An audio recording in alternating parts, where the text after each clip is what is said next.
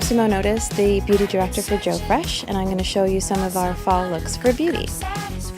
I'm working with the Dewy Eye palette. This is really based all around a really cool, effortless smoky eye. Smudgy, nothing perfect or defined.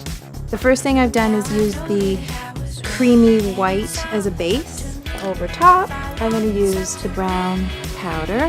What you want to have is sort of a wet or metallic effect. Just keep fluffing it in to keep setting it. Go as dark as you need. Use your fingers to blend it. It does not have to be perfect, and it shouldn't. With the soft peach color, add a bit of color to the cheeks. And then I like to use my finger for something like this. It's like a chocolate brown sheer gloss.